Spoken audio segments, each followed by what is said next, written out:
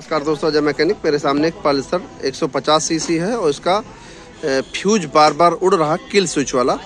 उसमें लिखा हुआ है किल स्विच वाला, और कई फ्यूज यानी 4-5 फ्यूज उड़ चुके हैं और उसको कैसे प्रॉब्लम को सॉल्व करना है उसको हम दिखाते हैं। जैसे फ्यूज देखें तो फ्यूज देख लें आप, ये 2-3 फ्यूज तो यहाँ पड़े हैं और ये फ्यूज अगर हम दिखा पाते हैं तो फ्यूज उड़ा हुआ है। तो इस तरीके से यानी बार बार ये फ्यूज उड़ रहा, और उसको क्या कारण है, कहाँ से समस्या है, वो हम आपको दिखाते हैं, जिससे कि आपको कभी भी आपका ये बार बार फ्यूज उड़ता है तो यहाँ पर कंपनी ने यानी एक लेबल लगा के रखा है कि आपका कौन सा फ्यूज उड़े तो आप उसको समझ सकें।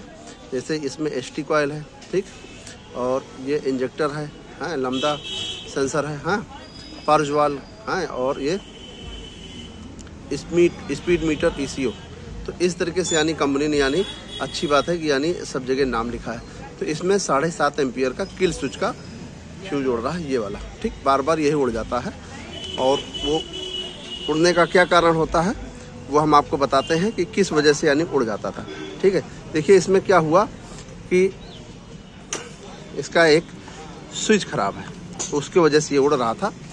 स्विच खराब है उसकी वजह से, तो उस स्विच में ही हमको आपको चेक करना है उसमें कहाँ से क्या प्रॉब्लम है।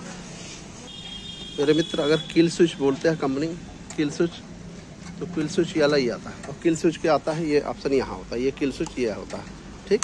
तो जब ऑन ऑफ करो तो यहाँ पर ये लाइट ऑफ हो जाती है, ऑन करो तो चालू हो जाती है, ठीक। इसमें क्या है कि इसको जब खोला गया तो इसी में प्रॉब्लम समझ में आया, ठीक। अभी हम थोड़ा सा खोल के दिखाते हैं तो ये पूरा जला हुआ है और बिल्कुल समझ में आ जाएगी कि आपको यानी इसी की वजह से प्रॉब्लम है।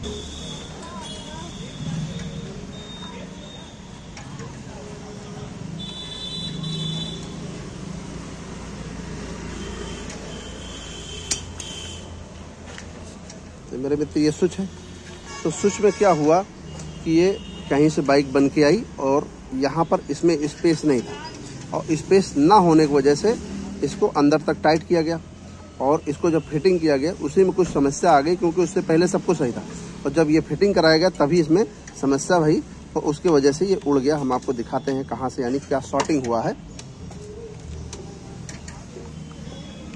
और जब कभी बता देते हैं आपको तो आपको भी समझ में आ सके, तो यहाँ से इसका एक पॉइंट निकाल दिया और ये पेज खोलते हैं, इससे आइडिया लगेगा कि यहाँ क्या शॉर्टिंग हुआ है।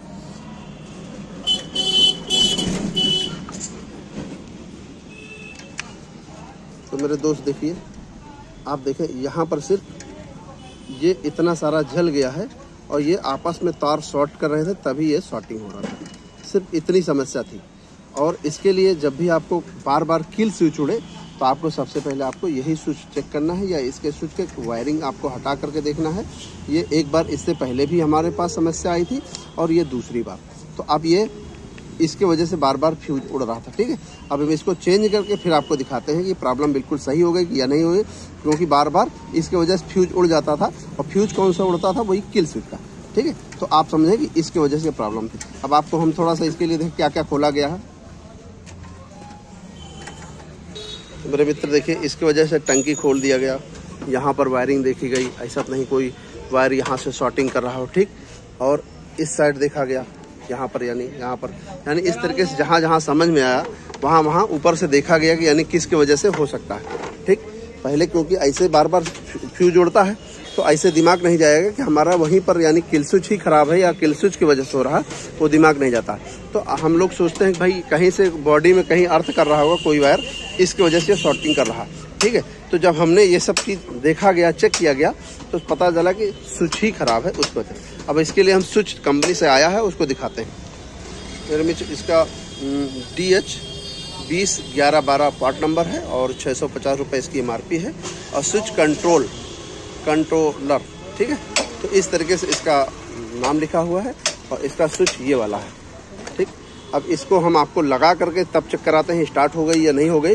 उसकी वजह से बार बार फ्यूज ही उड़ जाता था, तो फ्यूज बार बार इसी की वजह से उड़ता था। जब कभी आपको होता है तो इस तरीके से चेक कर सकते हैं। अब आपको हम थोड़ा चेक कराते हैं सब कुछ सही हो गया या नहीं।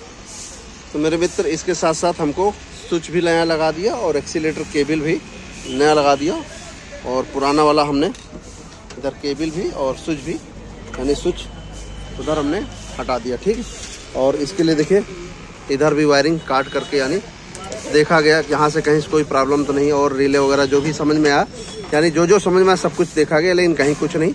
अब आप देख लीजिए इस तरीके से यानी पूरी बाइक स्टार्ट हो गई है।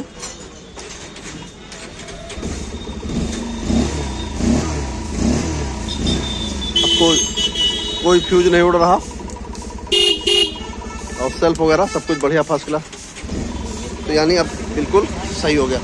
तो मेरे मित्र छोटी सी जानकारी थी, लेकिन जब तक जानकारी ना हो तब तक समस्या होती है। जो भी जानकारी थी बताना चाहा, और वीडियो पसंद आए लाइक करें, शेयर करो, कमेंट करें, और चैनल जरूर सब्सक्राइब करें। नमस्कार दोस्तों।